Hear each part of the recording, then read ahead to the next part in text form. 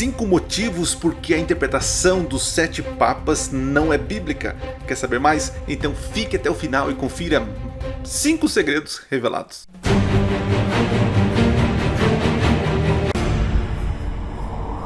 Olá, seja bem-vindo a mais um podcast. Não é podcast, é canal Minuto Profético, beleza. Olá, seja bem-vindo a mais um vídeo do canal Minuto Profético. Hoje nós vamos falar sobre 5 razões, 5 motivos porque a profecia dos 7 papas não é bíblica. Se você ainda não assistiu o nosso vídeo de introdução, ele é um pouquinho longo aí, mas vai te dar um panorama bíblico sobre o assunto, beleza? Então antes de você tecer seus comentários, os seus argumentos, assiste primeiro esse vídeo aqui, né, que vai te ajudar a, quem sabe, já responder algumas questões, tá? Mas antes eu quero convidar você a se inscrever no canal, né? Poxa, eu tô meio com o raciocínio um pouquinho lerdo aqui, cheguei tarde, tô cansado, mas tô aqui para poder trazer esse conteúdo para você. Então, mereço aí um like, né? Uma inscrição no canal, compartilhe para seus amigos. E também ouça o nosso podcast Minuto Profético. Eu gravei recentemente aqui falando sobre o amor ao mundo, as coisas do mundo. Quem ama as coisas do mundo, Deus não ama essa pessoa? Então, ouça lá o nosso podcast Minuto Profético. Também, entre no nosso grupo do Telegram, o nosso grupo do canal Minuto Profético, tem um link aqui na descrição. Lá tem vários conteúdos, já passamos de 400 pessoas com a gente ali. A gente estuda ali profecia, algumas perguntas, alguns materiais. Inclusive o PowerPoint do vídeo passado e deste vídeo você vai encontrar lá no grupo do Telegram, beleza? E outra coisa é você seguir seguir a gente lá no Instagram, no @Cicílio7. Já estamos com mais de 17 mil pessoas lá, louvado seja Deus, e tá faltando você, então vai lá, segue a gente no @Cicílio7, beleza? Sem mais demora, vamos então para esse assunto que é super importante. Mas antes disso, quero fazer uma consideração. Existe no pensamento católico, né, rumores de que um papa, uma profecia, né, que um papa sentaria no trono, né, irá sentar no trono, né, do vigário Filho de Deus e vai de alguma forma corromper, né? Existe aí rumores e profecias, alguns dizem verdadeiras, outros dizem que não procede, mas já existe esses rumores de papas sendo o anticristo, né, que vai dominar, tal. Essa profecia dos 7 papas que eu estou tratando aqui é uma versão evangélica, protestante desse assunto, do que o Papa seria aí o anticristo, né? Eu creio, gente, que o sistema papal é anticristo, tá? O que é ensinado, o que é falado, são coisas que são contrárias àquilo que eu creio e aquilo que está na palavra de Deus. Mas esse não é assunto agora. Nós vamos falar então sobre essa profecia dos 7 papas. 5 razões porque ela não é bíblica. E eu vou lá mostrar para você. Na tela aqui, olhando, olha eu aqui com o nosso PowerPoint simples. Depois você pode pegar esse PowerPoint, fazer algumas alterações de jeitinho, né? Cuidado para não alterar o conteúdo, né? Altere a forma, tá bom? É a minha sugestão para você. Muito bem, vamos lá. Primeiro motivo porque a profecia dos 7 papas não é bíblica. Bora lá. Cliquei aqui, beleza. Identificando o problema. Primeiro, a mulher é a representação, olha lá, é a representação do poder religioso e não a besta, muito menos as cabeças que estão na besta, tampouco os 10 chifres, porque a profecia dos 7 papas fala sobre esses chifres, né, as cabeças, e eles ligam isso com a Babilônia, com a mulher, a questão religiosa, porque os papas eles são religiosos, né? Alguns vão dizer, não, mas eles são reis, né? Rei do negocinho desse tamanhozinho lá, o Vaticano, né? Veja que já começam a, de alguma forma, desconfigurar a profecia, né? Mulher tem a besta, tem cabeças, tem chifres, né? E montanhas e as águas. São figuras diferentes, né? Então você não pode ligar a mulher com a besta, ou com a cabeça, ou com as águas.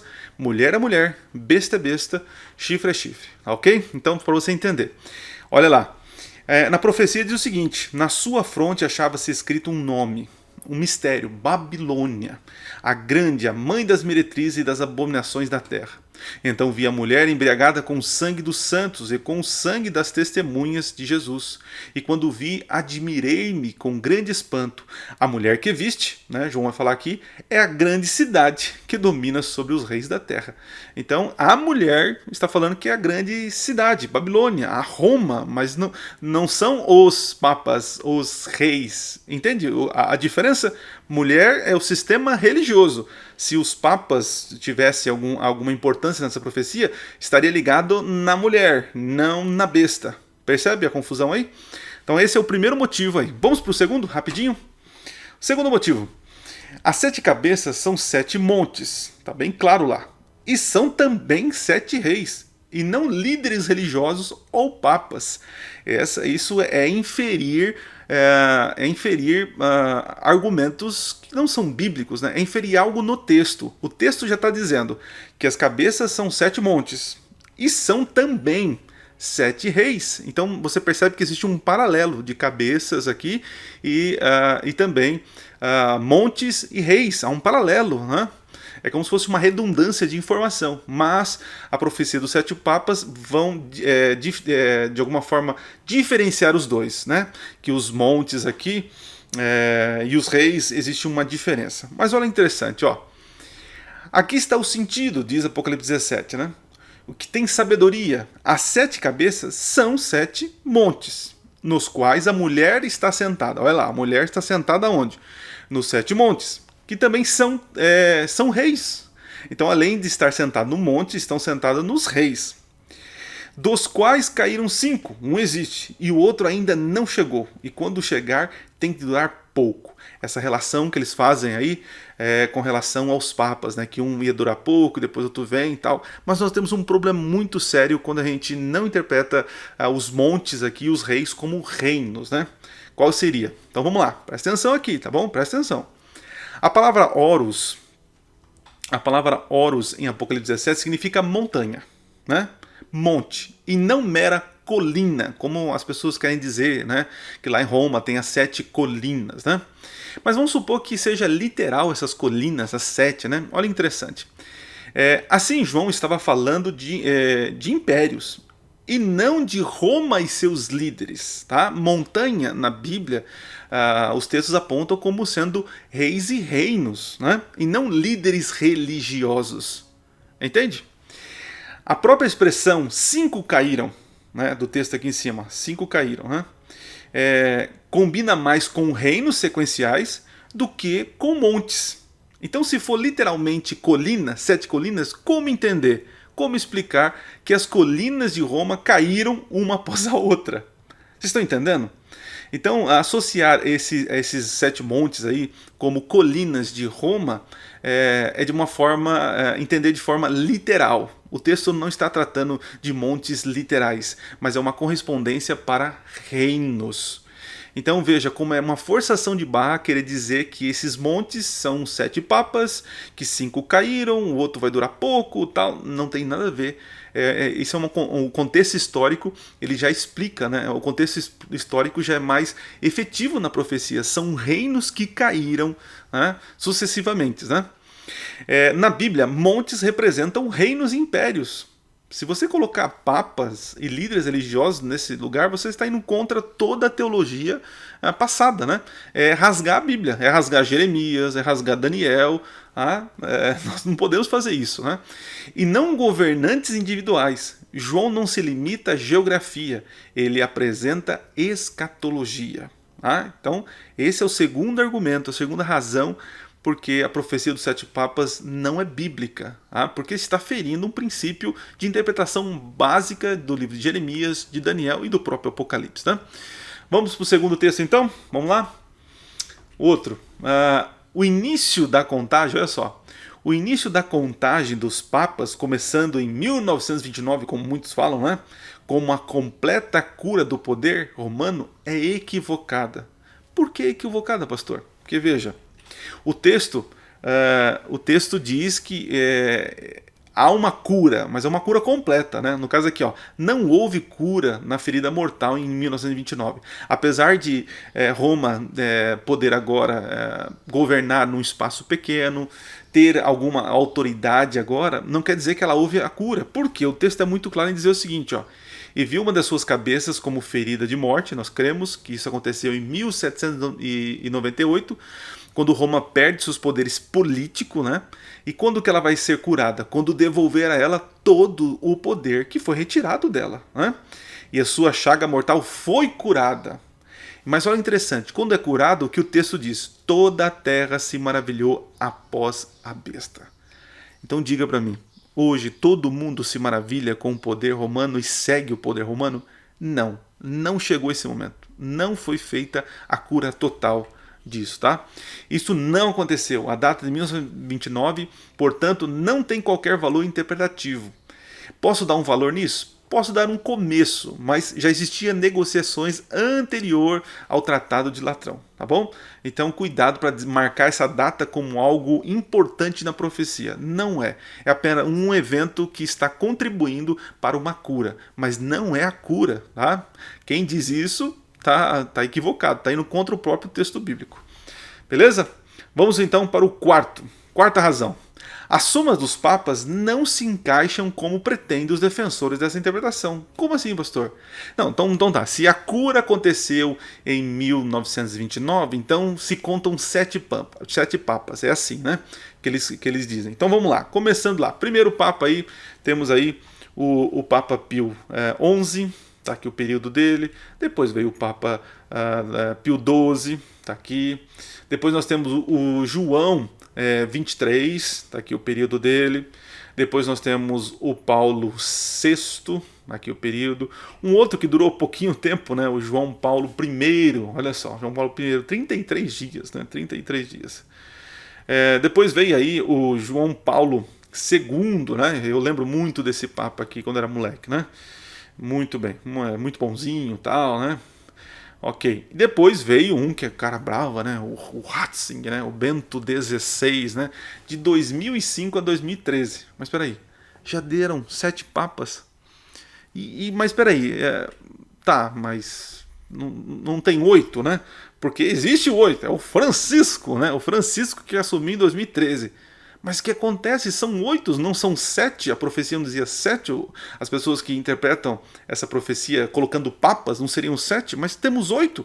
Mas temos uma justificativa. Existe uma justificativa, né? A justificativa é: Bento XVI é Papa emérito. Né? Então não vale, não conta, né? É um Papa emérito, uma palavra bonita, né? Mas aí eu fui pesquisar no direito canônico, né, da Igreja Católica, essa palavrinha Papa, né, esse título, Papa emérito, né? E sabe o que eu encontrei? Dizendo o seguinte: não existe Papa emérito. Diz o direito canônico católico romano, que é o direito canônico, é a constituição do catolicismo.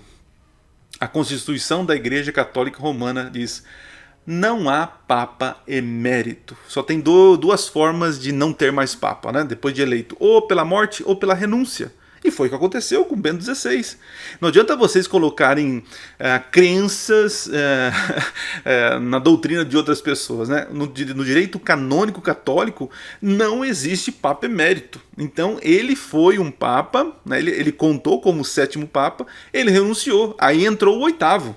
Tá? E segundo a profecia, o 8º seria o próprio diabo, a encarnação do diabo. Alguns dizem que era o João Paulo II ia ressuscitar. É umas doiduras, né? Tudo tudo de uma forma sensacionalista, né? E muitos que talvez não conheçam as escrituras, né, caem nessa conversinha, nesse sensacionalismo, né? Porque gosta dessas coisas, né? Mas biblicamente não procede, não é papa, não são papas, não estão falando ali de papas, essas cabeças, né? Que 5 caíram, uma existe, outra vai durar pouco, e depois vem o 8º rei. Não tem nada a ver com papa, gente. Tá? Se você quer defender essa interpretação, você pode defender de qualquer jeito, menos biblicamente, ok? Muito bem, então pesquise sobre isso. Não existe Papa emérito, né? Como as pessoas dizem, não, mas é um Papa emérito, né? Ele não conta ele, né? Não conta que... Gente, parem com isso. Pense bem, né? Tá? é bonito, né? Os pregadores têm aquela impostação de voz, aquela autoridade, coloca notícias de jornais e tal, mas esquecem de dar crédito à palavra de Deus. A palavra de Deus não fala de líderes religiosos, né? Ok? Continuando. E o quinto, por quê? Quinto motivo, quinta razão, porque a profecia dos 7 papas não é bíblica. Bora lá. A interpretação dos 7 papas fere o princípio historicista, desconsiderando a conexão entre o livro de Daniel e Apocalipse. Gente, é muito claro isso. Desde Daniel capítulo 2, vai vindo o capítulo 7, o capítulo 8, o capítulo 9. A forma como nós interpretamos esses capítulos, capítulo 12 de Apocalipse, capítulo 13 de Apocalipse, é uma maneira historicista. Né? São reinos, poderes ao longo dessa história. Agora você pega um capítulo isolado, 17, vamos pôr ele como isola ele, né? Isola de tudo o resto. Isso é interpretar de forma futurista, né? É desconsiderar a história e só jogar para o futuro. E interessante que muitas pessoas que estudam, né, que dizem ser historicistas, não, veja bem, não é isso. Veja, você não pode cortar a corrente, o elo, né? O elo das profecias, porque senão você fere a maneira, né? Existe uma maneira de interpretar a Bíblia, não são várias maneiras, né? Senão a gente vai chegar em vários lugares, né? Muito bem, ao ler Apocalipse 17, com essa visão futurista, é como se não existissem Daniel 8, 7, Daniel 2, 7, 8 e 9, Apocalipse 12, 13. Entenda isso. Se você interpreta Apocalipse 17 colocando papas ali, você está rasgando os livros de Daniel e os capítulos de Apocalipse. Tá vendo como você fere isso? Né? Cuidado para. É porque a gente gosta desse negócio, né? Interessante, os protestantes olham para a Igreja Católica como a perdição, então eles querem de alguma forma criar um romance ali, uma coisa, né? Cuidado, fiquem com a Bíblia. Fiquem com a Bíblia.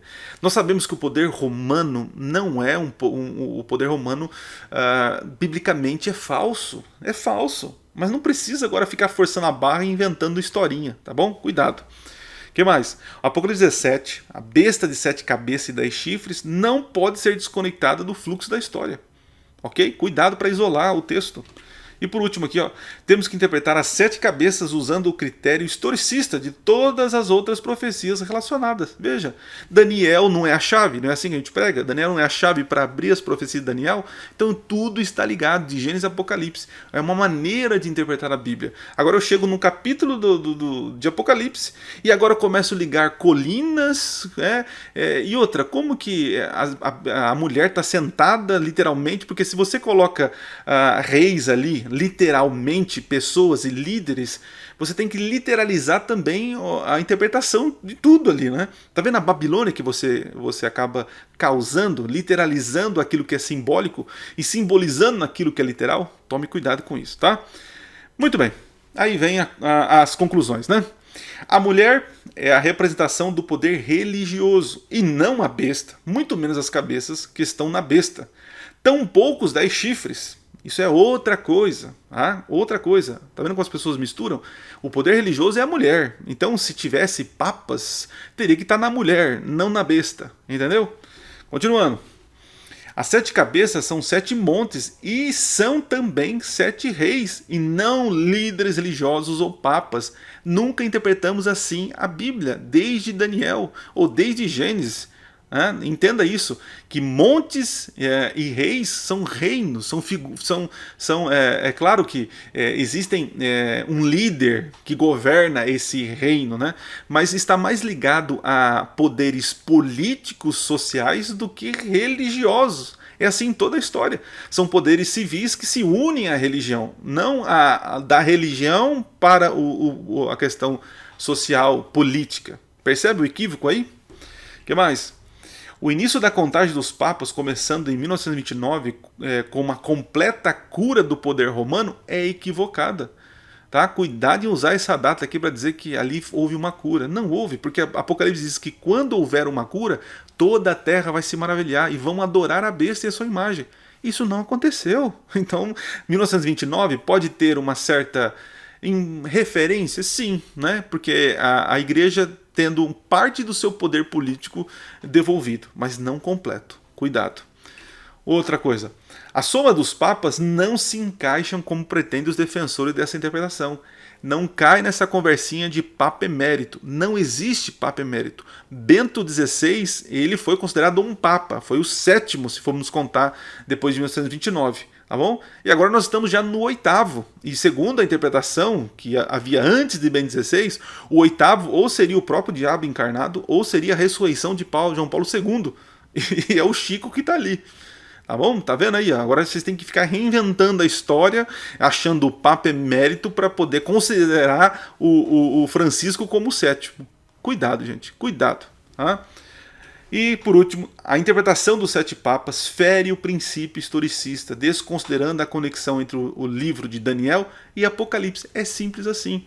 Não adianta você fazer malabarismo, né?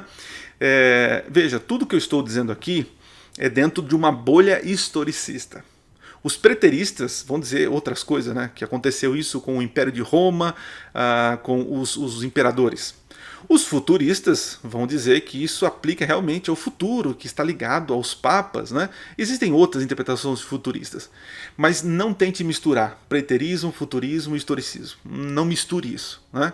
Eu estou falando aqui para um público que crê que as profecias são interpretadas de forma ao longo da história. O historicismo, que eu creio que é a escola de interpretação mais segura para entender a profecia. Beleza? Bom, e agora? E agora? Falei muita coisa, mas você quer saber o que são as cabeças, o que é essa besta, né? Então vem a pergunta: qual a interpretação mais coerente de Apocalipse 17? Qual será? Né?